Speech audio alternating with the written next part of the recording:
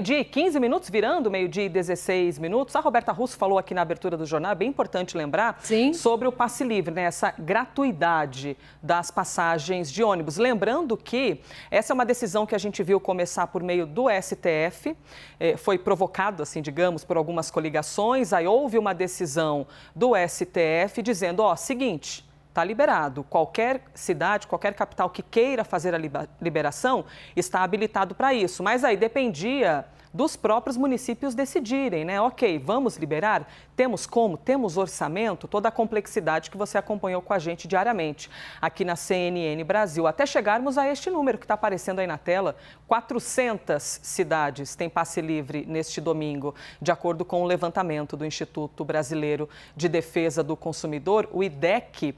A gente está falando de quase 400 cidades que liberaram o transporte de graça neste domingo de eleições. 100 milhões de pessoas. Olha só, isso é muito importante, né, da gente ver o poder social de uma medida como essa.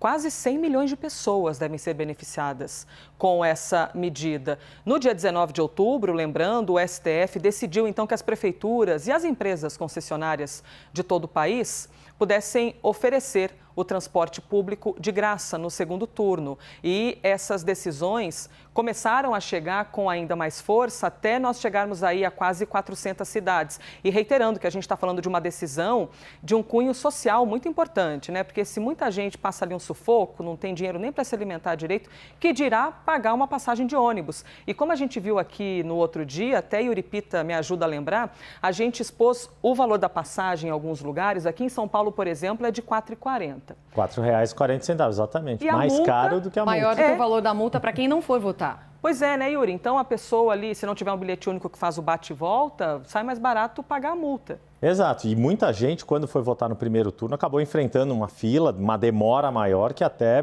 poderia, eventualmente, nem conseguir fazer a passagem de volta. Assim, porque tem um tempo. Tem a questão do tempo também. Exatamente. Vai lá que é um tempo mais longo, mais extenso no domingo, mas mesmo assim tem essa questão, né? O incentivo para fazer a pessoa ir votar, porque além do custo da passagem, tem a própria questão do tempo. Mas como nesse segundo turno, aqui em São Paulo tem 2 votos, mas são 2 votos rápidos de se fazer para governador e para presidente, a gente espera aí que muita gente, e até com essas medidas de passe livre, não só aqui em São Paulo, do ônibus, mas também do transporte metropolitano, metrô, CPTM e outras modalidades de transporte, isso ajude o eleitor daqui de São Paulo a votar. E só complementando, porque na maior parte das cidades o horário do passe livre é no horário da votação mesmo, das 8 da manhã até as 5 horas da tarde. Aqui em São Paulo vai até as 8 horas da noite. Não vale só para o ônibus, vale também para o metrô. Aproveite, saia para votar, use o transporte público e faça o seu voto, exerça o seu poder de cidadão. É porque tem um trânsito danado, hein? Olha, para quem conseguiu votar hoje de manhã, minha nossa, o trânsito em frente aos colégios eleitorais, né? Muita gente estacionada, até o esquema de trânsito da cidade liberando para que pudesse parar em frente a alguns locais e tá aquela movimentação danada. Mas, enfim, é o reflexo de um ato democrático. Aqui em São Paulo, por exemplo, avenidas que costumam fechar nos domingos, como, por exemplo, a Paulista, aqui na nossa frente, está com trânsito liberado justamente para facilitar a circulação dos eleitores. E essa medida do passe livre também ajuda bastante aí, tanto no metrô, tanto, de novo, nas linhas de trens e metrô, mas também nos ônibus da capital. Anúncio que foi trazido pelo Yuripita na segunda-feira aqui na capital paulista.